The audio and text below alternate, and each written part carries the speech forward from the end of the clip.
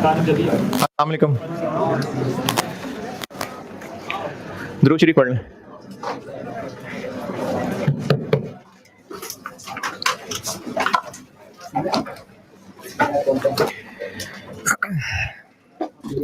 अच्छा, कल ना एक वो जो मैंने कल आपको एंट्रीज दिखाई थी, वो एक एंट्री मिस हो गई थी सवाल की जल्दी में। वो एक एंट्री और लिख लें।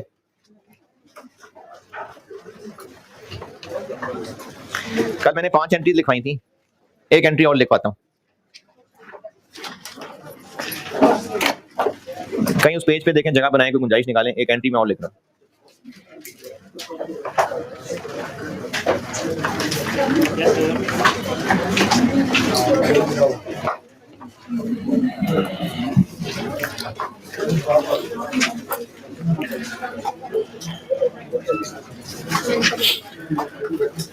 अच्छा, मैंने आपको एंट्रीज लिखवाते हुए कल ये कहा था कि हम बस परपेचुअल सिस्टम ही कर रहे हैं। तो फिर एक बच्चे ने सवाल किया बाद में, क्लास के बाद, कि अगर हमने परपेचुअली करना था तो इतने दिन से पीरियोडिक की कैलकुलेशंस क्यों कर रहे थे। तो बात यह है कि जो है ना, सिर्फ कैलकुलेशन का सवाल, उसमें तो पीरियोडिक भी है, परपेचुअल भी है। जो कल एबीसीडी वाला सवाल किया था वो पीरियोडिक ही था कि परपेचुअल था? पीरियोडिक था। उसमें तो नहीं बताया था कि कब कितने यूनिट बेचे, तो वो पीरियोडिक था। तो कैलकुलेशंस वाले सवाल के अंदर परपेचुअल भी हो सकता है टेस्ट, पीरियोडिक भी हो सकता है। लेकिन जब बात एंट्रीज की है ना, तो हमने कॉस्ट में तकरीबन कोई 2-3 चैप्टर्स हैं जिनमें एंट्रीज पढ़नी है। तो कॉस्ट के सब्जेक्ट के अंदर एंट्रीज पढ़ाते हुए बस परपेचुअल ही सिखाया जाता है। तो एंट्रीज की टेस्टिंग के हवाले से बस परपेचुअल है। वरना अगर सिर्फ कैलकुलेशन का सवाल हो, वैल्यू निकालने का सवाल हो, तो फिर पीरियोडिक भी टेस्ट हो सकता है। तो कैलकुलेशन की हद तक हाँ पीरियोडिक भी है, लेकिन एंट्रीज बस कॉस्ट में सिर्फ परपेचुअल की सिखाई होती हैं।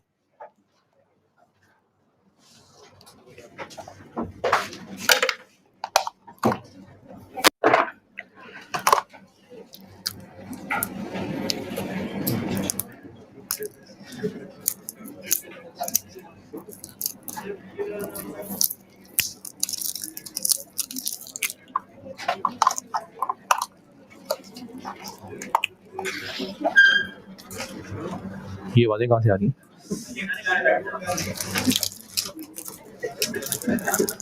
यार क्लास में बैठे हुए हो।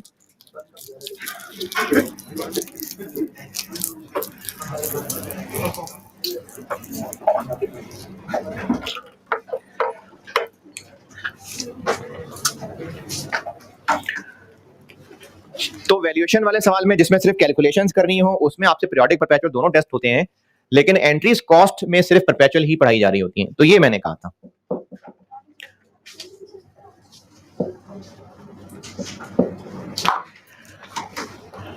एंट्री नंबर 6 पहले समझा देता हूं। ये परपेचुअल सिस्टम के मुताबिक रॉ मटेरियल खरीदना इन्वेंट्री है, एसेट है। तभी खरीदने की एंट्री क्या की थी? कल एंट्री खरीदने की क्या की थी? Raw material inventory debit. क्यों इन्वेंट्री डेबिट की थी? क्योंकि एसेट बढ़ रहा है। अच्छा, पता नहीं कॉस्ट में मैंने बात की है कि नहीं की है तो वाले की भी हो तो कौन सी याद होनी है, मैं दोबारा कर देता हूं। खर्चा एसेट है या एक्सपेंस, इसका फर्क मेन FR1 में की थी शायद। खर्चा अगर बेनिफिट मिल चुका तो वो एक्सपेंस है, और अगर बेनिफिट अभी मिलना है तो एसेट होता है। तो परपेचुअल सिस्टम वालों के नजर में अभी रॉ मटेरियल खरीदा है बस, तो वो तो एसेट है। क्या बेनिफिट लेना है रॉ मटेरियल का? उससे बेनिफिट लेना है कि उसको यूज करना है प्रोडक्शन में, तो अभी तो बस खरीदा ही है, इसलिए इसको एसेट माना जा रहा होता है। तो रॉ मटेरियल इन्वेंट्री डेबिट, और वापस कर रहे हैं तो इन्वेंट्री क्रेडिट कर रहे हैं। रॉ मटेरियल इन्वेंट्री का अगर ये जो नंबर 6 एंट्री है ना, ये समझा रहा हूं, पहले लिख के देता हूं। फिर अगर रॉ मटेरियल इन्वेंट्री का अकाउंट बनाए तो एक तो यकीनन इसमें सबसे पहले एक BD आ रहा होगा। उसके अलावा इन्वेंट्री जब जब डेबिट हुई होगी, जब जब क्रेडिट हुई होगी, वो यहां पोस्टिंग हो गई। कल आखिरी एंट्री में मैंने बात लिखी भी थी, इन्वेंट्री कितने से क्रेडिट हो रही थी? कॉस्ट से ना। तो यहां पर जो कुछ भी डेबिट क्रेडिट हो रहा है, हम लोग वो कॉस्ट के ऊपर कैलकुलेशन कर रहे हैं। हमारा वो जो इन्वेंट्री कार्ड की सारी कैलकुलेशन है वो कॉस्ट के ऊपर है। तो यहां पर सारी कॉस्ट ही फिगर्स ही डेबिट क्रेडिट हो रही है। चूंकि सारी की सारी इन्वेंट्री की ट्रांजैक्शन साथ साथ डेबिट क्रेडिट रिकॉर्ड हो रही हैं, तो महीने के एंड पे CD बैलेंस क्या आ रहा होगा? जो क्लोजिंग इन्वेंट्री होगा। और परपेचुअल सिस्टम होता ही यही है कि जिसके अंदर रिकॉर्ड से ही पता चल जाएगा कि क्लोजिंग कितना है। तो ये सब चूंकि कॉस्ट के ऊपर इन्वेंट्री डेबिट क्रेडिट हुई है, पीरियड एंड पे जब इस अकाउंट का CD बैलेंस निकालेंगे तो वो क्लोजिंग इन्वेंट्री ही आ रही होगी। क्लोजिंग इन्वेंट्री की क्या आ रही होगी? कॉस्ट। ये आ रही है लेट्स से 1000 रुपए, इसकी कॉस्ट है 1000। यहां से ये ट्रायल में जाएगी, ट्रायल से आगे एसओएफपी में जाएगी। सिर्फ ये इंश्योर करना चाहेगी मैनेजमेंट कि इसको इतने पे ही एसओएफपी में आने दें, कहीं ऐसा तो नहीं कि इसकी औकात अब इतनी नहीं रही। जब इसकी औकात चेक की तो वो थी 1100 रुपए, तो बस ठीक है, फिर कॉस्ट को आगे चलने दें। इसमें as a CD balance closing stock आ रहा होगा और वो भी उसकी कॉस्ट। सिर्फ ट्रायल से होते हुए बैलेंस शीट में ले जाने से पहले ये इंश्योर करना है कि एनआरबी कहीं कम तो नहीं हो गई, इसकी नहीं है, ज्यादा है, तो ठीक है, यही बैलेंस फाइनल है। यहां से आगे ये बैलेंस कहां जाएगा? ट्रायल में, और ट्रायल से आगे एसओएफपी में, सब सही है। लेकिन अगर एनआरबी कंपेयर की और एनआरबी निकली 800, तो अब ये 1000 को नहीं जाने देना एसओएफपी में। एसओएफपी में कितना जाना चाहिए? 800। ये जो इससे पहले सारी ट्रांजैक्शंस रिकॉर्ड हो रही होंगी, जो मैंने कल 5 लिखी थी, खरीदना, वापस करना, इशू कर देना, इशू से वापस आ जाना, चोर डाकू ले जाना, खराब हो जाना, ये ट्रांजैक्शन सारी की सारी महीने के एंड पे हो रही होती हैं, फिर सारा पीरियड होती रहती है। तो ये जो मैंने 5 एंट्रीज लिख के दी थी, ये पूरा पीरियड होती रही होंगी, जैसे जैसे होती रही होंगी वैसे वैसे ट्रांजैक्शन रिकॉर्ड होती रही होंगी। लेकिन कॉस्ट को एनआरबी से कंपेयर कब करना है? वो पीरियड एंड पे ही करना है। तो ये जो मैं अब बात बताने लगा हूं, ये मैं लिखता हूं अंग्रेजी, ये जो अब मैं बात बताने लगा हूं, ये पीरियड एंड पे ही की जाने वाली एडजस्टमेंट है।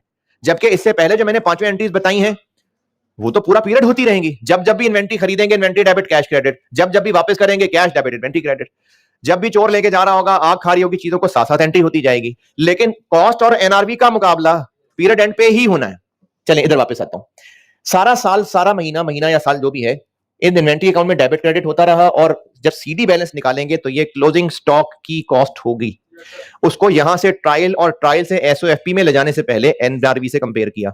अगर एनआरबी ज्यादा थी तो बस ठीक है, जो है वो सही है। लेकिन अगर एनआरबी 800 है तो एसओएफपी में कितना जाना है? एसओएफपी में 800 तब जाएगा जब ट्रायल में 800 आएगा। और ट्रायल में कहां से आना है? यहां से।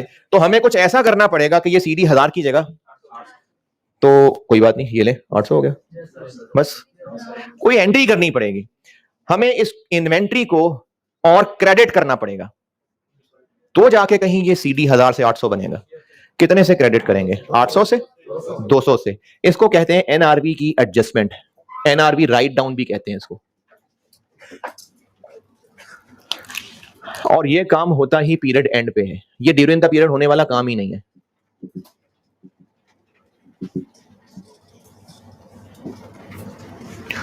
एनआरबी की एडजस्टमेंट पीरियड एंड पे ही की जाने वाली एडजस्टमेंट है। अच्छा, चूंकि सब लोग एक बार होश में नहीं होते, मैं दोबारा बता रहा हूं। जो कल मैंने एंट्रीज लिख दी थी, उनमें से एक एंट्री रह गई थी, वो सवाल कराने की जल्दी थी मुझे, तो एक एंट्री लिख ले। वो एंट्री है ये, मैं नंबर 6 लिख रहा हूं, एनआरबी राइट डाउन। इस मिसाल के मुताबिक कितने रुपए से होगी एंट्री? 200 से।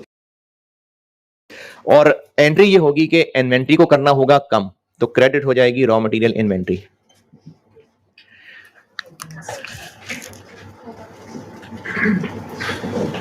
इतने से ठीक है, 200। और इसका डेबिट, अगर तो ये बहुत रूटीन मैटर है, ये बहुत रूटीन में होता है कि हर पीरियड एंड पे कोई ना कोई यूनिट्स पीछे खराब हो ही जाते हैं, कम रह जाते हैं, उनकी एनआरबी कम हो ही जाती है। अगर तो बहुत रूटीन मैटर है तो इसको नॉर्मल समझते हुए एफओएच में डाल दिया जाएगा। लेकिन अगर ये बहुत रूटीन मैटर नहीं है, बस इस दफा सैलाब का पानी स्टोर पहुंच गया था, इसलिए कुछ यूनिट्स खराब हो गए, इसलिए उनकी एनआरबी डाउन हो गई, तो फिर पीएनएल।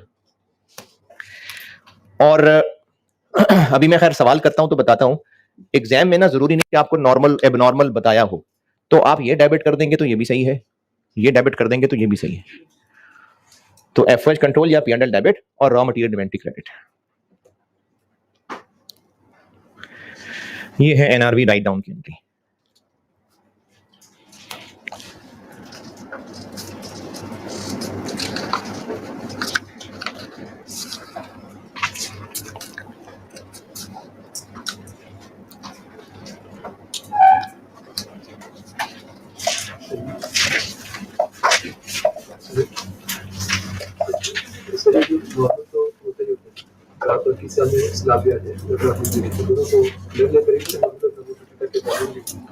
नहीं, अलग अलग, मतलब अगर कुछ नॉर्मल है कुछ नॉर्मल है तो अलग अलग। चलिए एंट्रीज, ये जो एंट्रीज लिखवा रहा था पूरी हो गई। अच्छा, एक दो और चीजें भी हैं जो आपकी अकल पे, आपकी समझ पे मैं जबानी छोड़ रहा हूँ। जैसे अगर ये रॉ मटेरियल में से कुछ ओनर लेके जा रहा होता तो ड्राइंग डेबिट और रॉ मटेरियल इन्वेंट्री क्रेडिट चलो शाबाश, जबरदस्त। अगर ये चैरिटी बांट रहे होते, चैरिटी एक्सपेंस है बिजनेस का, चैरिटी एक्सपेंस डेबिट, कमाल हो गया तब, इसलिए मैंने जबानी छोड़ दी थी। तो बस ये 6 काफी हैं जो लिखवाई हैं जी।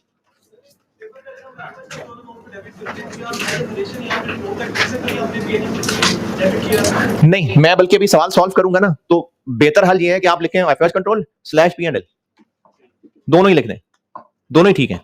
यानी आपको ये साबित करने की जरूरत नहीं है कि मैंने एफएच कंट्रोल इसलिए लिखा है कि मैं इसको नॉर्मल अज्यूम कर रहा हूं, बस एफओएच P&L दोनों लिख दें। अभी मैं सवाल सॉल्व करता हूं तो फिर दिखाता हूं। चले कल वाला सवाल जी जी। ये एंट्री कितने से होगी? 800 से। कितने से करेंगे एंट्री? है इसमें बैलेंस 1000 आ रहा है, उसको 800 तक पहुंचाना है। पूछ रहा हूं, 1000 है, 800 तक गिराना है इसको। एंट्री कितने से करें? 200 इन्वेंट्री को क्रेडिट करेंगे तो बैलेंस सीडी 1000 से कम होकर 800 आ जाएगा ना, तो 200 से एंट्री करनी है। ये 200 है। चलें जी, वो सवाल पे आए वापस। सवाल गुम हो गया होगा। सवाल है ऑटम 2010 अटेम्प्ट का, क्वेश्चन नंबर 2 है।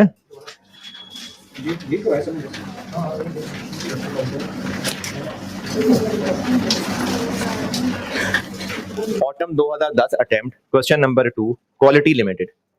और जिनके पास पैक की बुक है उसमें ये है पेज 6 पे, लेकिन इसकी मैंने पैक की बुक में से रिक्वायरमेंट चेंज करवाई थी और इसकी असली वाली रिक्वायरमेंट है, 15 नंबर का सवाल है। असली रिक्वायरमेंट है नेसेसरी जनरल एंट्रीज करनी है।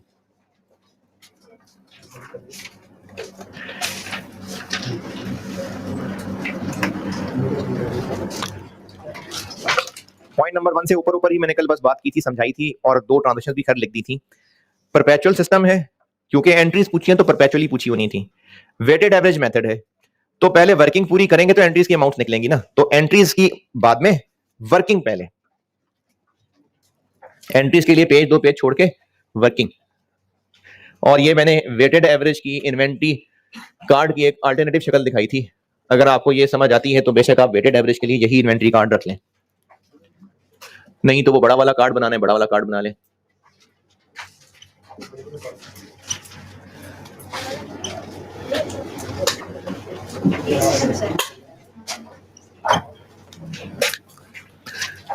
सबसे पहले था 1 जून पे ओपनिंग स्टॉक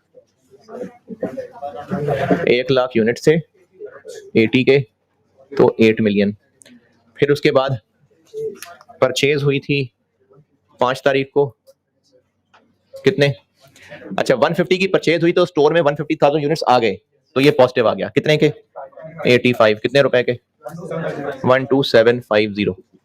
हर ट्रांजैक्शन के बाद बैलेंस अपडेट करते जाएंगे। स्टोर में हो गए अब 250,000 यूनिट्स, 20750 और जब बैलेंस अपडेट करते रहेंगे, क्योंकि रेट्स डिफरेंट हैं, तो नया एवरेज निकालेंगे। This divided by this, 83 point, बस 83। नेक्स्ट, इशू किया था 6 तारीख को, कितने? 150,000। इशू है, स्टोर से आउट हो रहे हैं, तो नेगेटिव, यही 83 वाले 124500। नहीं, एक और है, एक 0 और। अच्छा,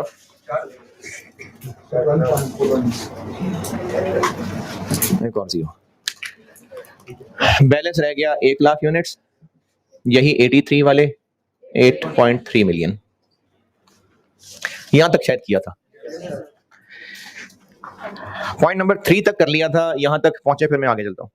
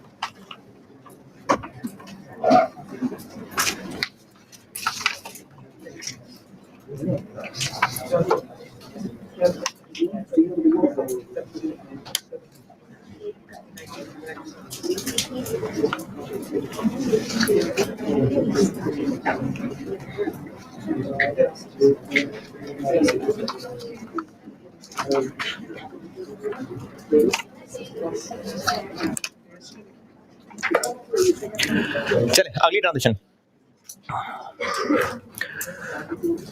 12 जून को ये जो अभी एक लाइन ऊपर यूनिट्स इशू किए थे प्रोडक्शन को, उनमें से 5000 आ गए वापस।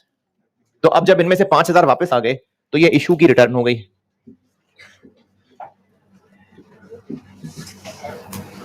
वापस आ गए स्टोर में, ऐड हो जाएंगे किस रेट पे?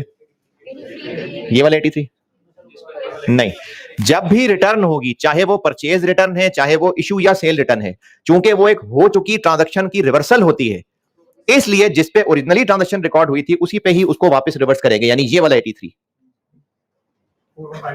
415000 और उसके बाद फिर से बैलेंस अपडेट कर दें 105000 83 ही है ये 871500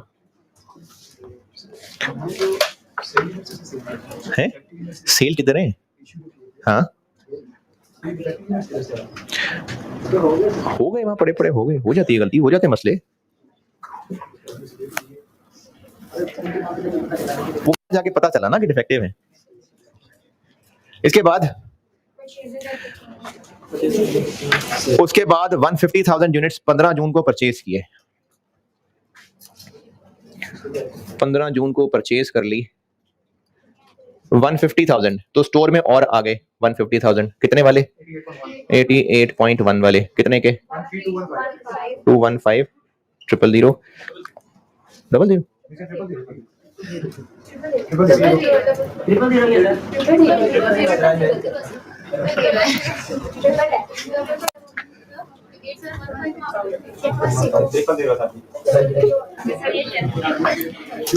मैं करता हूँ, मैं करता हूँ। 8715 000 और इसमें ये ऐड कर लें तो ये बन गए 2, परचेज होके स्टोर में इन हो गए, ये बन गए 255, ये बन गए 21930 000 और ये नए यूनिट्स आने के बाद ये रेट जब रिवाइज किया तो वो हो गया 86 पॉइंट, बस 86।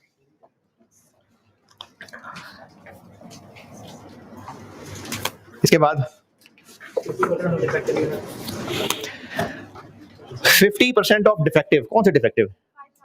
ये जो 5000 वापस आए थे, इनमें से आधे, उन आधों का ये किया कि उनको बेच दिया, क्योंकि वो हमसे ही मिसहैंडल हो गए थे, तो उनको हमने 20 रुपए स्क्रैप के तौर पे बेच दिया। बेच दिया यानी स्टोर से आउट कर दिया। किस तारीख को? 17 को इसको स्क्रैप के तौर पे सेल कर दिया, स्टोर से आउट। इनमें से आधे की बात हो रही है 2500 प्लस माइनस माइनस क्या रेट लिखूं? 20 लिखूं कि 83 लिखूं कि 86 लिखूं? 86। अच्छा 20 क्यों? इन्वेंट्री कार्ड में अगर यूनिट्स हम बेच रहे हैं तो यहां वो लिखते हैं जितने का बेच रहे हैं, कॉस्ट लिखते हैं, तो 20 तो नहीं, 83 क्यों?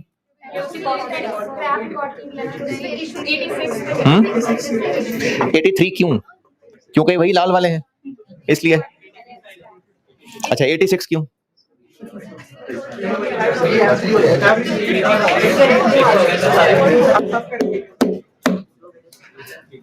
ये काम की बात है, सुन लें, क्योंकि अभी कुछ दिन तक बार बार किसी ने बार बार मुझे सवाल पूछना है, इसलिए अभी से सुन लें। इनको 80, अच्छा इन पर 20 नहीं लिखना। मैंने तो इस वक्त चलो मैन्युफैक्चरिंग बिजनेस का सवाल उठाया, लेकिन अगर ट्रेडिंग बिजनेस का भी सवाल होता, फिनिश गुड स्टोर से निकाल रहे होते, तो सेल जितने रुपए का कस्टमर को बेच रहे होते वो यहां आना था। नहीं, ये तो हमारे कॉस्ट के रिकॉर्ड है, तो 20 रुपए थोड़ी आएगा, नहीं आएगा 20 रुपए। अब रहा मसला कि 83 आएगा या 86 आएगा। 83 आएगा।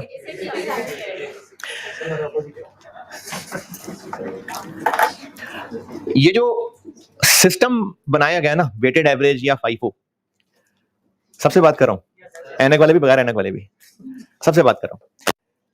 ये जो सिस्टम बनाया गया वेटेड एवरेज या FIFO, अगर इनको फॉलो ना करना हो ना, तो फिर ये सिस्टम सही नहीं चल सकेंगे। जैसे मिसाल के तौर पे अगर एक सिस्टम बनाया जाए कि जो क्लास में जितने भी लोग बैठे हैं, ये इंश्योर करना हो कि वो यही इसी क्लास के स्टूडेंट हों, यही कॉस्ट पढ़ते हो, मेरे से ही पढ़ने वाले रजिस्टर्ड स्टूडेंट्स हों, कोई और ही ना यहां आकर बैठ रहा हो। कैसे इंश्योर करेंगे इस बात को?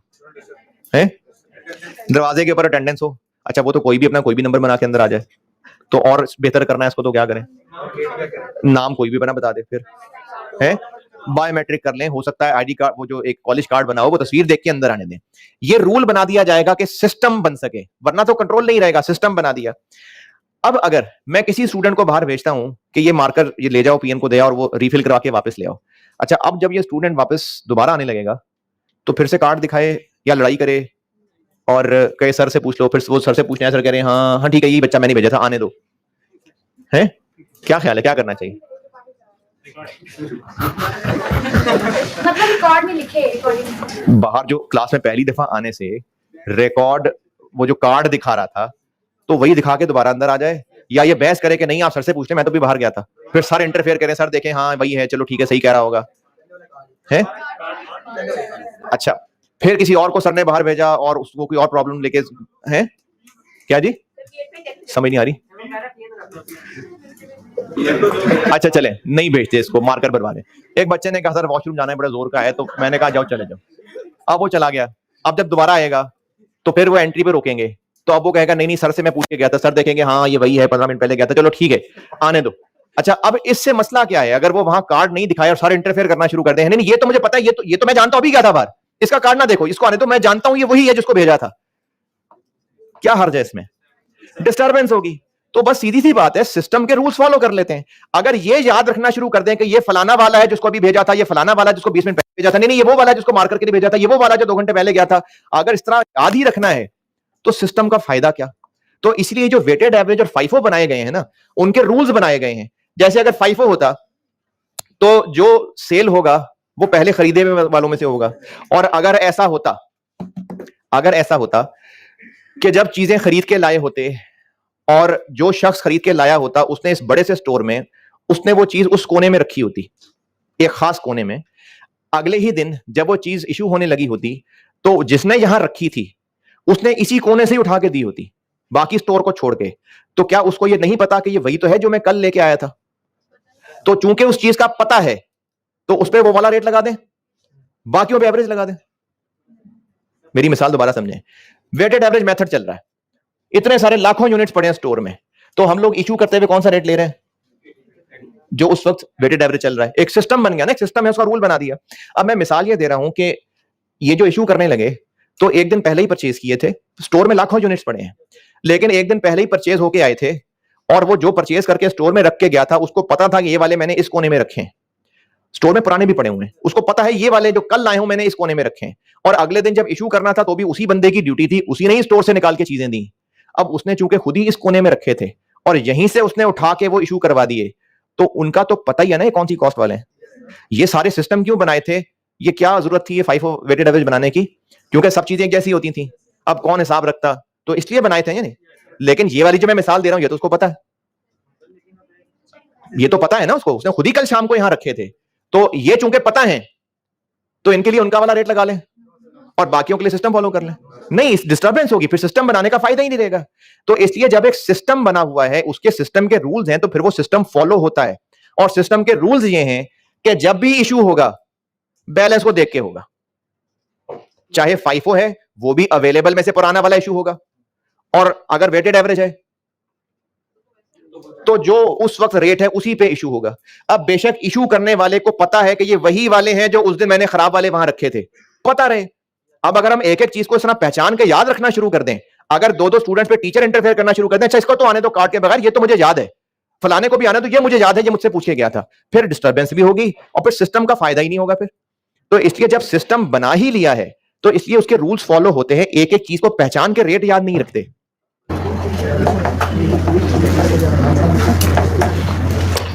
नीचे स्क्रीन ऑन हो गई होगी।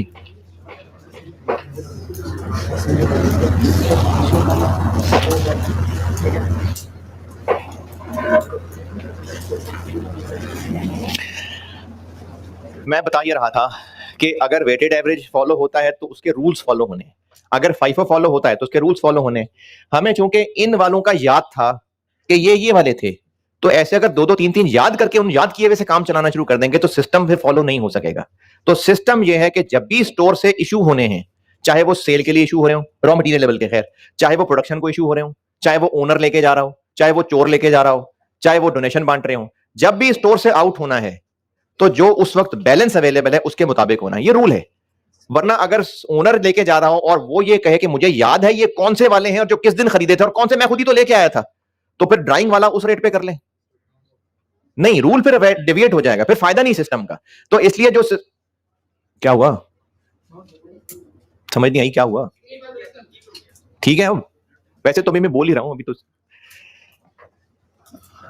या फिर बीच में टोक देते ना, मैं फिर भूल जाता मैं क्या कर रहा था, मोमेंटम खराब हो जाता है। फाइफो वेटेड एवरेज के जो सिस्टम्स फॉलो हो रहे हैं उनके जो रूल्स हैं उनको फॉलो करना है। सिर्फ और सिर्फ रिटर्न में क्या है कि चूंकि वो पहले हो चुकी ट्रांजैक्शन की रिवर्सल है, तो एक चीज रिवर्सल ही तब है अगर वो ऊपर हुई ट्रांजैक्शन को नेट कर रही हो, तभी वो रिवर्सल है।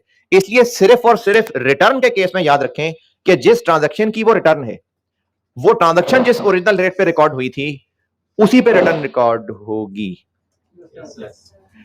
जैसे ये इस ट्रांजैक्शन की रिटर्न थी तो इसको 83 पे रिकॉर्ड किया। अभी आगे चल के आप देखेंगे, अभी एक लाइन बाद परचेज रिटर्न आने लगी है, तो वो जब परचेज हुई थी उसका जो रेट था तो परचेज रिटर्न उसी रेट के ऊपर रिकॉर्ड होगी। तो सिर्फ रिटर्न है जो अपनी ओरिजिनल ट्रांजैक्शन के रेट पे रिकॉर्ड होती है। उसके अलावा जो फाइफो वेटेड एवरेज के रूल्स हैं, बस वो रूल्स फॉलो होते हैं। अब ये जो बेच रहे हैं स्टोर से निकाल के, ये किस रेट पे आउट करें? 86 पे। कितना हो गया? 215,000। और अब बैलेंस अपडेट हो गया 252,500 और 86 वाला ही होगा 21,715,000। अगली ट्रांजैक्शन पॉइंट नंबर 6 तक बता दिया मैंने।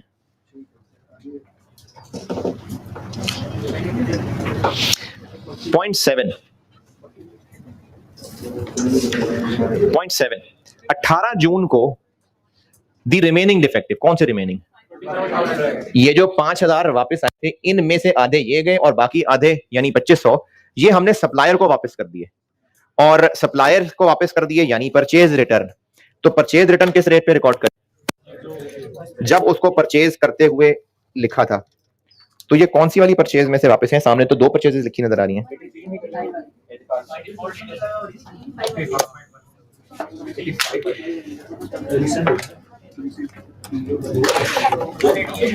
देखें, अब मैं ना यहां पर 18 तारीख को परचेज रिटर्न लिखने लगा हूं। कितने यूनिट्स? परचेज रिटर्न का मतलब है स्टोर में चीजें आ रही हैं, जा रही हैं। तो इसको मैं किस रेट पे लिखूं? इससे ऊपर तो दो परचेजेस हैं। क्यों? क्योंकि एक ना पूरा कॉन्टेक्स्ट चल रहा है कि ये वो वाले वापस किए हैं जो स्टोर से इशू करने के बाद खराब होने से वापस आए थे। ये तो कहानी सारी इनकी है। तो ये वाली परचेज तो आई ही इस कहानी के बाद, तो इसलिए ये जो रिटर्न कर रहे हैं ये यही वाले रिटर्न कर रहे होंगे।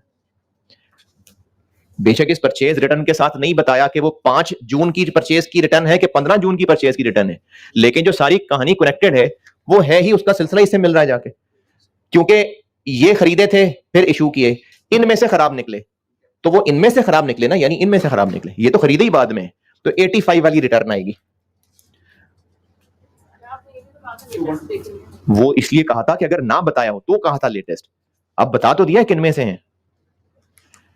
212500 और अब इसको अपडेट करें तो ये रह गए 250,000 रुपए, रह गए 2150 21502500 और रेट बन गया 86.01।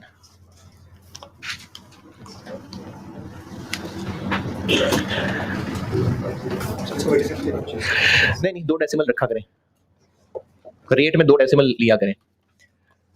फिर इसके बाद 19 जून को क्या हुआ, इशू कर दिए, तो 19 जून को हो गए इशू कितने 5000 इशू हो गए, तो स्टोर से आउट हो गए।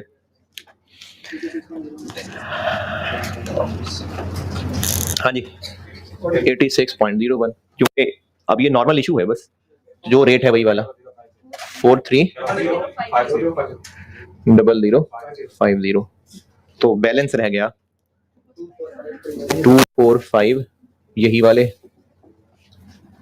21072450।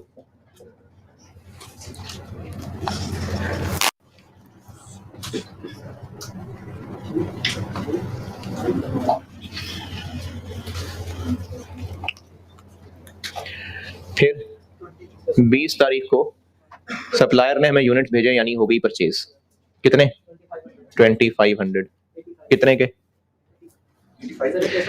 रेट तो नहीं बताया, लेकिन उसने उसी ट्रांजैक्शन के बदले भेजे, तो वही 85 ही लेगा उनके हमसे। सप्लायर हमें 2500 यूनिट दे रहा है और रिप्लेस कर रहा है, तो जो पहले रेट लगाया होगा फिर वही लगा रहा होगा, नया रेट लगा रहा होता तो बता देते।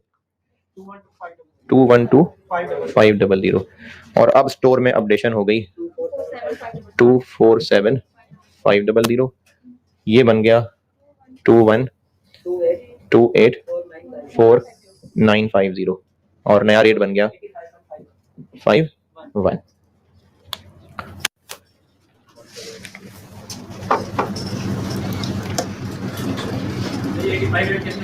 क्या जी, ये सप्लायर से हमने खरीदे हैं, कितने रुपए के खरीदे हैं, लिखा हुआ है ये 85 की बात क्या चल रहा है। हाँ तो बस फिर वो 86 हो गया ना। क्या पूछ रहे थे भाई, इधर कोई सवाल पूछ रहा था जी। हाँ वो जो हमने उससे पहले यूनिट्स खरीदे थे ना, फिर वापस किए थे, फिर उन्हीं की जगह वो और दे रहा है, तो कोई नए पैसे नहीं बताए, तो वही 85 लगा रहा होगा रेट। वो तो प्रोडक्शन को इशू किया ना। अच्छा अच्छा, ये बाकी लोग भी सुने, सवाल हो सकता है और भी किसी को ये मसला हो, ये 85 का रेट क्यों लगाया है? क्योंकि उनसे, उस सप्लायर से ये जो यूनिट्स आए हैं ये उनके बदले आए हैं जो उसको वापस किए थे, और ये 85 क्यों लगा था? क्योंकि ये इनमें से थे। तो ये वर्ड रिप्लेसमेंट का मतलब है कि ये वाला रेट लेना, वर्ड रिप्लेसमेंट का ये मतलब नहीं है। वर्ड रिप्लेसमेंट से हमें सिर्फ एक हिंट मिल रहा है। क्या ऐसा हो सकता था कि वो जो खराब यूनिट्स के बदले हमें अब और यूनिट्स दे रहा हो वो महंगे हों? बिल्कुल हो सकता है भाई। जितने के हमने उससे खरीदे थे, हमने उसको वापस किया, उसने हमें पैसे वापस कर दिए, और अब उससे कहा और खरीदने हैं, हमने कहा जी अब तो महंगे हो गए हैं। तो महंगे हो सकते हैं कि नहीं हो सकते? हो सकते हैं। तो वर्ड रिप्लेसमेंट का मतलब ये तो नहीं है कि वो लाजमी उतने ही पैसे लेगा, लेकिन चूंकि नहीं बताया कि नए के उसने कितने पैसे हमसे लिए, अब हमने यहां रिप्लेसमेंट वर्ड से ये पहचाना कि ये उसी ट्रांजैक्शन की कंटिन्यूटी में हमें पैसे दे, यूनिट्स दे रहा है, तो शायद उतने ही पैसे लगा रहा हो, वरना कोई नए पैसे लगाता तो बता देता। वर्ड रिप्लेसमेंट का मतलब ये नहीं है कि जो 85 लगा था लाजमी अब भी वो 85 रेट लेगा, इसलिए 85 ले लिया। अब रही बात के जो बच्चे का सवाल था कि ये वाले जो इश्यू हुए हैं इनके बारे में क्या लिखा है? इनके बारे में क्या लिखा हुआ? तो इस पे भी मैं 83 का रेट नहीं, वो और ट्रांजैक्शन थी, अब और ट्रांजैक्शन है। उस वक्त इशू किए थे, उस वक्त 83 रेट चल रहा था। आप प्रोडक्शन को इशू किए, अब 86 रेट चल रहा है। रिप्लेसमेंट का मतलब ये तो नहीं है कि वो जो पहले इशू किए थे चूंकि उनमें से वापस आ गए थे, अब 10 दिन बाद जब दोबारा इशू कर रहे हैं तो वही वाला रेट लें। सिर्फ रिटर्न की ट्रांजैक्शन ऐसी ट्रांजैक्शन है जिसमें ओरिजिनल रेट के ऊपर ही रिटर्न डालनी है। क्या ये कोई रिटर्न हो रही है? तब और इशू हुई थी, अब और इशू हो रही है। तो जब इशू होगा तो रूल क्या चलेगा? जितना स्टॉक में है उस रेट पे इशू हो जाएगा। आगे अब आगे इशू किए हैं 21 तारीख को 150,000।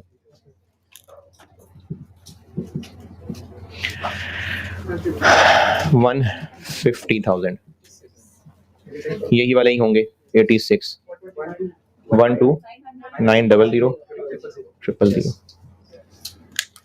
और अब स्टॉक में रह गए 97,500, यही 86 वाले ही 8385। कोई बात नहीं, 85.99 था ही नहीं, वो 85.999999999999 नीचे आए, नीचे नीचे 8495।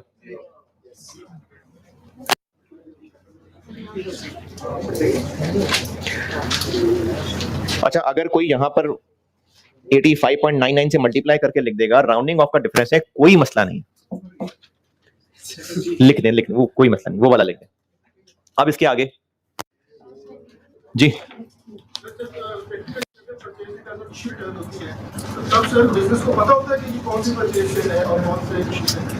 अगर पता होता तो फिर ये मेथड ही नहीं लगाने की जरूरत थी ना। मेथड बने इसलिए हैं कि नहीं पता चल रहा कि कौन से वाले हैं।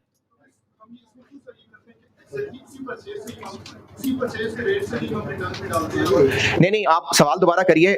आप ये कह रहे हैं कि परचेज रिटर्न है, तो क्या पता होगा कि कौन सी वाली परचेज का रिटर्न है या वो फिजिकली कौन सी चीजें जो उठा के हम दे रहे हैं? ये दो अलग अलग बातें हैं। मैं आपके सवाल दोनों वर्जन बताता हूं। एक सवाल ये है कि हमने जो चीजें खरीदी थी, अब अगर सप्लायर को वापस कर रहे हैं तो क्या हमें पता है कि ये वही वाली फिजिकल चीजें हैं जो आई थी और वही स्टोर से उठा के वापस कर रहे हैं? एक ये सवाल है।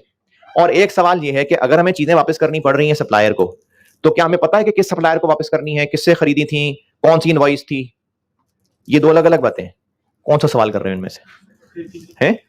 हाँ, पता होगा, क्योंकि जिस सप्लायर से हमने खरीदी होंगी उसके यकीनन कागज बने होंगे, इनवॉइस होती है, बकायदा डेट होती है, पूरा रिकॉर्ड होता है। जब उसको वापस करेंगे उसने भी पूछना है कौन सी चीजें वापस कर रहे हो। हम कहेंगे वो याद है तुम्हें 16 तारीख को खरीदी थी, दिखाओ कागज, दिखाओ, ये कागज है, ठीक है। ये सब ट्रैक होता है पूरा। वरना अगर उनको पता ही नहीं होगा कि चीजें कब उस सप्लायर ने हमें दी थी, तो वो कौन से पैसे वापस करेगा हमें? तो सारा ट्रैक रहेगा कि कौन सी चीजें कितने रुपए की कब खरीदी थी। हाँ, रही बात के फिजिकली पड़ी हुई चीजों में से कौन सी है वो नहीं पता होता, तभी तो FIFO वेटेड एवरेज सिस्टम चल रहे होते हैं। अदरवाइज ये पता होता है कि सप्लायर को जो चीजें वापस कर रहे हैं कितने पैसे उससे वापस लेने, डॉक्यूमेंट का ट्रैक पूरा पता होता है। ये बाकी लोगों के लिए सवाल नहीं था, इग्नोर। 21 जून के बाद 30 जून आ गया। अब जब 30 जून आया तो एक तो कुछ यूनिट्स पड़े हुए हैं जो ऑब्सोलीट हो गए हैं। ऑब्सोलीट आप समझ लें कि जैसे वो नीचे पड़े रहने के दब पड़ जाती है, कोई टूट जाते हैं, हल्के से खराब हो जाते हैं, पुराने काफी अरसे से पड़े होते हैं, उनको ऑब्सोलीट कहते हैं। तो 500 के साथ तो ये मामला हुआ, और 4000 तो किधर गए? फिर गायब, ले गया चोर उनको। तो 4000 तो भेजे ना यहां से, 4000 को भेज देते हैं, ये ले गया चोर, और वो यही 86 वाले ही लेके गया होगा। 344,000। तो अब स्टोर में पड़े रह गए 93,500, 8 रुपए है। ये क्या हुआ? 86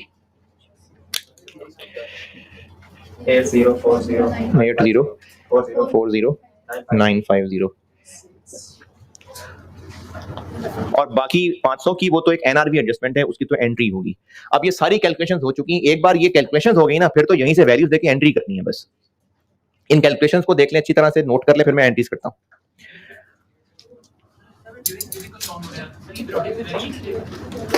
पीरियोडिक से वेरी कर जाएगा। हाँ, नहीं वेरी क्या, एक बिजनेस या तो पीरियोडिक फॉलो कर रहा होगा या परपेचुअल फॉलो कर रहा होगा। हाँ, परपेचुअल कर रहा है। नहीं नहीं नहीं, अच्छा ये बाकी लोग भी सुने, भी काम का सवाल है।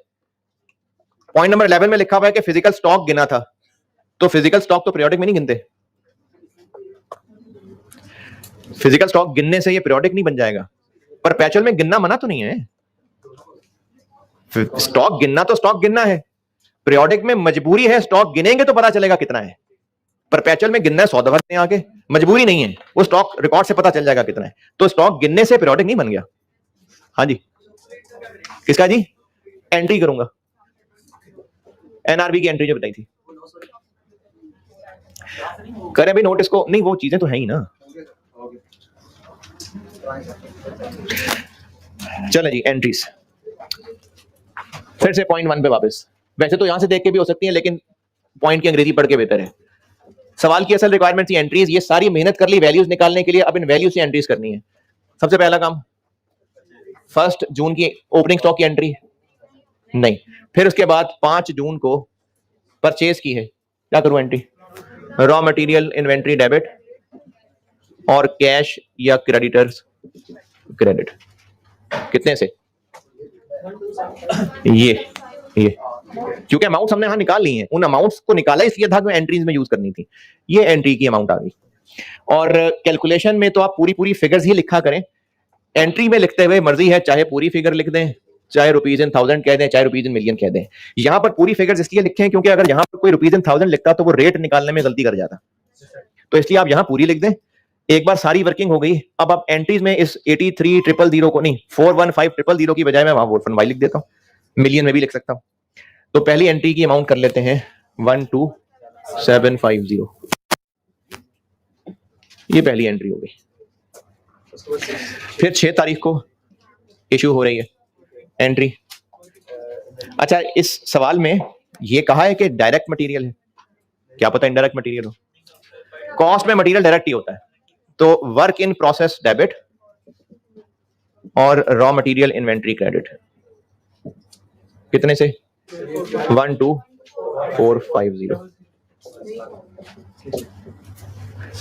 फिर 12 तारीख को हो गई रिटर्न, इसी को उलट कर लेते हैं। Raw material inventory debit, work in process inventory credit 415।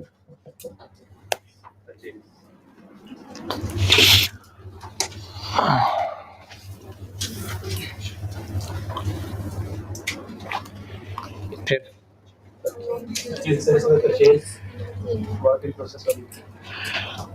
15 तारीख को परचेज, तो रॉ मटेरियल इन्वेंट्री डेबिट और कैश या क्रेडिटर्स क्रेडिट 13215।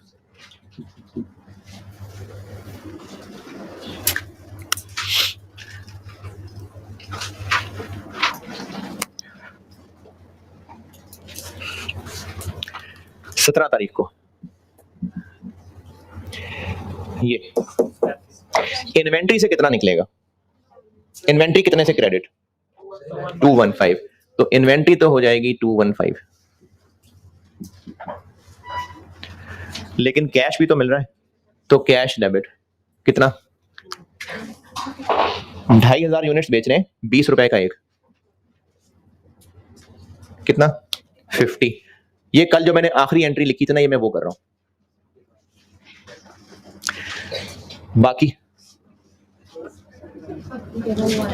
बाकी लॉस है कितना? 165। कल जो मैंने 5वीं एंट्री लिखी थी, कैश डेबिट इन्वेंट्री क्रेडिट, जो फर्क है वो हमारा लॉस है। अब आपको नहीं पता कि नॉर्मल एबनॉर्मल है, तो उसका बेस्ट हल ये है कि आप ऐसा करें, लिखें FOH/P&L। ये कल जो मैं एंट्री समझा रहा था उनमें आखिरी वाली एंट्री की थी मैंने ये। फिर उसके बाद परचेज रिटर्न हो रही है 18 तारीख को, परचेज रिटर्न वाली परचेज की एंट्री उलट। मेन काम इसमें ये कैलकुलेशंस करना है, उसके बाद एंट्रीज तो ये गिनी चुनी 2-4 है। कितने से? 212.5, 212.5। फिर 19 तारीख को इशू हो गया। इशू होती है तो work in process inventory debit, raw material inventory credit, कितने से? 430.05।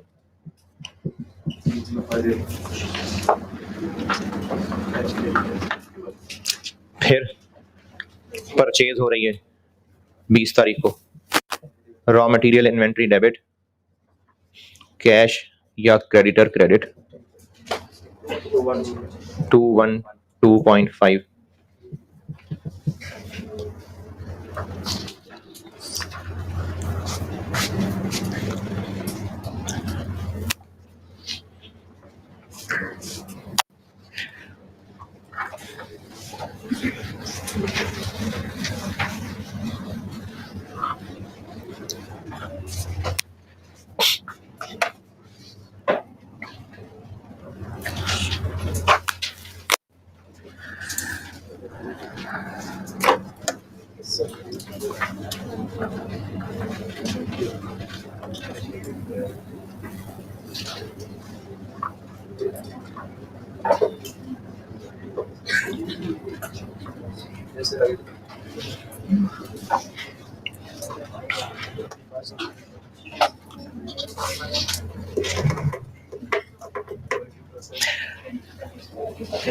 यहां तक हो गया। 21 तारीख को हो गई issue, work in process inventory debit, raw material inventory credit 12900 और ये ले गया चोर 30 जून। FOH P&L दोनों ही लिख लें 344, रॉ मटेरियल इन्वेंट्री 344। चले यहां तक पहुंचे, फिर वो आखिरी ऑब्सोलीट वाली एंट्री करता हूं।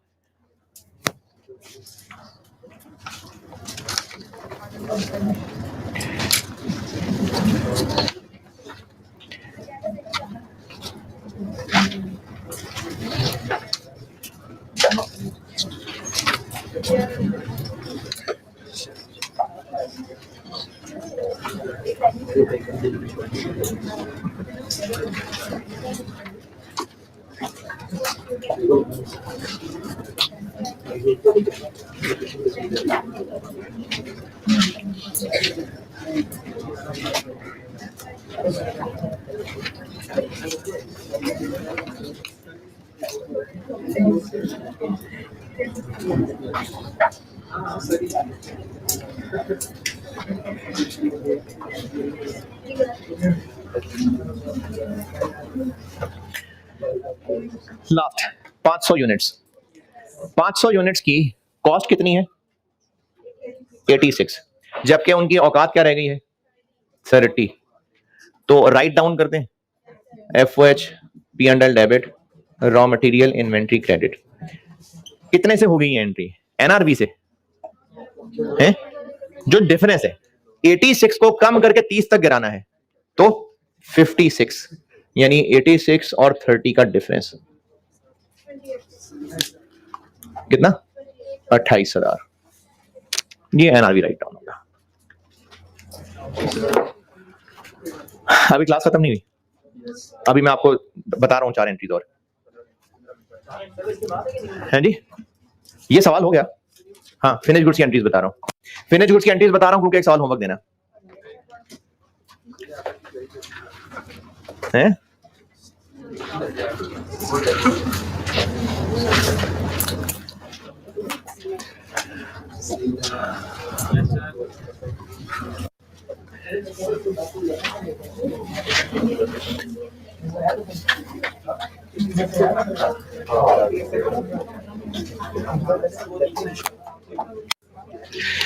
कल मैंने एंट्रीज लिखी थी और उन एंट्रीज में नंबर 1 दिया था किसको?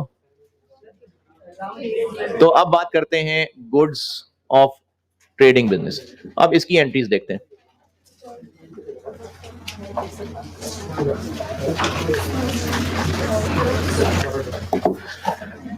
कल वाली एंट्रीज कोई सामने रख लें बेशक। पहली क्या थी? है रॉ मटेरियल परचेज किया था, तो अब गुड्स परचेज कर लेते हैं।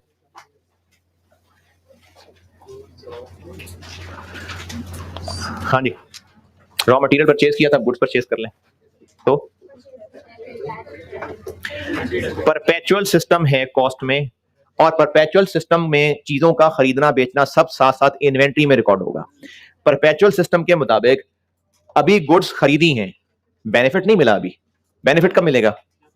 जब बेच देंगे। तो जब गुड्स बेच देंगे तब बेनिफिट मिलेगा, अभी तो बस इनको खरीदा है। तो परपेचुअल के मुताबिक गुड्स का खरीदना एसेट होता है, इन्वेंट्री डेबिट। और कैश या क्रेडिटर्स, वो जो फाइनेंशियल अकाउंटिंग में परचेजेस डेबिट करते हैं ना, वो पीरियोडिक सिस्टम है। फाइनेंशियल अकाउंटिंग में पीरियोडिक फॉलो हो रहा होता है, कॉस्ट के अंदर परपेचुअल फॉलो हो रहा होता है। ये दो अलग अलग अप्रोचेस हैं। पीरियोडिक सिस्टम के मुताबिक गुड्स का खरीदना एक्सपेंस माना जाता है, परपेचुअल के मुताबिक गुड्स का खरीदना एसेट माना जाता है। तो ये एसेट मान लिया, इन्वेंट्री डेबिट। खरीदी हुई चीजें वापस कर दें। हाँ जी, परचेज रिटर्न कर दूं, परचेज रिटर्न क्रेडिट। चीजों का खरीदना एसेट था, एसेट इन्वेंट्री क्यों डेबिट की? एसेट बढ़ गया, वापस कर दी खरीदी हुई चीजें, तो एसेट कम हो गया। यही वाली रिवर्स।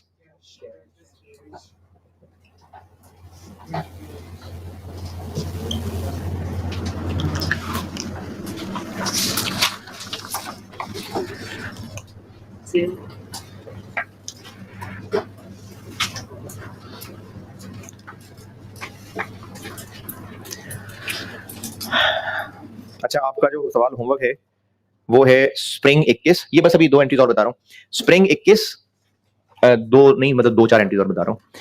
Spring 2021 question number 4। जिनके पास किसी भी तरह से पास पेपर्स हैं, उसमें स्प्रिंग 2021 यानी मार्च 2021। अच्छा, ये ऑनलाइन वालों को बता रहा हूं, मैंने आपके कोर्स में ना वो जो इंट्रोडक्शन वाला सेक्शन है उसमें मैंने पास पेपर्स के फोल्डर बना के पास पेपर्स भी रखती हैं उसमें, फोटो वो soft copy. Spring 21 attempt question number 4, standard limited. Standard limited ये होमवर्क है, ये करके आइएगा, क्योंकि जैसा अभी सवाल किया था लगता है कुछ को देख के बनाया हुआ है। बस हमने भी जो पूरा किया वो रॉ मटेरियल का था, ये फिनिश गुड्स का है। ये सवाल करना है, कल मैं मैन्युफैक्चरिंग की फिनिश गुड्स का सवाल कराऊंगा क्लास में। अच्छा, पैक की बुक पे ये होगा पेज 35 पे शायद, page 35। Standard limited is in the business of buying and selling, page 35। Spring 21 question number 4 है। ओके, ये सवाल होमवर्क है। अच्छा, खरीद ली चीजें, खरीदी भी वापस भी कर दी, अब क्या करें? प्रोडक्शन को इशू कर दें? नहीं, सेल कर देते हैं। तो अब जब सेल करेंगे तो कैश डेबिट और इन्वेंट्री क्रेडिट है। कैश डेबिट और इन्वेंट्री क्रेडिट कर लें। कैश या डेटर्स डेबिट और sales credit. Sales credit, sales क्यों क्रेडिट? क्योंकि चीजें बेचना एक इनकम होती है, तो इनकम बढ़ रही है इसलिए सेल्स क्रेडिट। तो वो चीजें गई, वो किधर गई? इनको खरीदते हुए इन्वेंट्री क्यों डेबिट की थी? एक्सपेंस कह देते। एसेट क्यों कहा था? क्योंकि अभी इनको खरीदा था बस, और खर्चा हुआ है, बेनिफिट फ्यूचर में मिलना है, इसलिए इसको एसेट मान लिया। तो अब बेच दिया, मिल गया ना बेनिफिट, तो अब एक्सपेंस कह दें। अब इसको कह देंगे एक्सपेंस, और एक और एंट्री होगी जिसमें इन्वेंट्री हो जाएगी क्रेडिट। और ये जो चीजें हमने खरीदी थी अब वो बिक गई, तो उनको बेच देने को अब हम एक्सपेंस कह लेंगे, और इसके लिए एक अकाउंट इस्तेमाल होता है जिसको कहते हैं कॉस्ट ऑफ सेल्स। तो जब गुड्स बिकेंगी, 2 एंट्रीज, सेल्स की एंट्री और कॉस्ट ऑफ सेल्स की एंट्री, और इन दोनों एंट्रीज की अमाउंट सेम होगी। ये एंट्री हो रही होगी जितने की चीजें बेची हैं, और ये कॉस्ट पे हो रही है। ये वैल्यू कहां से मिलेगी? वो जो टेबुलर वर्किंग करेंगे हम, ये वर्किंग, वो टेबुलर वर्किंग में जो सेल के सामने लिखा होगा, ये सेल वैल्यू क्वेश्चन में लिखी होगी। तो ट्रेडिंग बिजनेस जब गुड सेल करेगा तो ये 2 एंट्रीज करेगा, सेल्स की एंट्री अलग और कॉस्ट ऑफ सेल्स की एंट्री भी।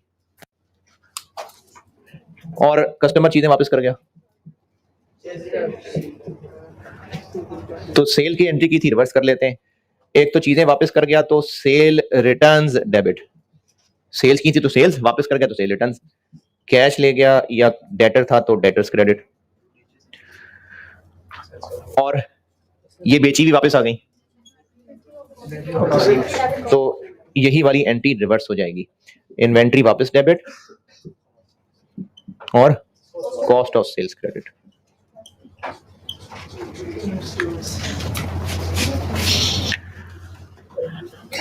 अब चीजें चोर को भी दे दें, अच्छा दे देते हैं चोर को, चले आग भी लगा देते हैं और पानी में बहा देते हैं, है?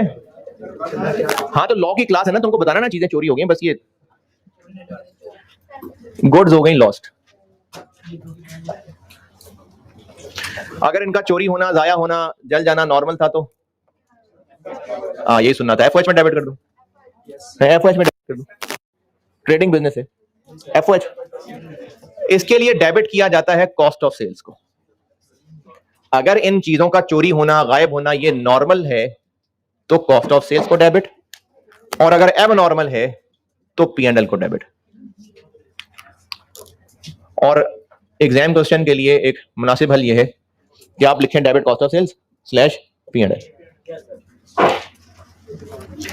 और अगर कोई कैश वैश मिल गया थोड़ा बहुत, कुछ और जाते हुए कैश दे गया, या गुड्स जो बची कुची थी जल के वो जली कटी चीजें बेच दी तो थोड़ा सा कैश मिल जाएगा।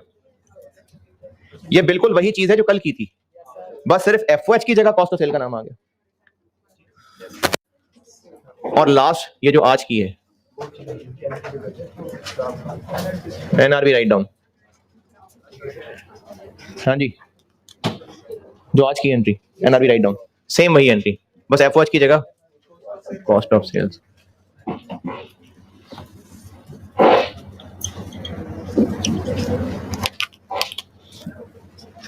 कितने से?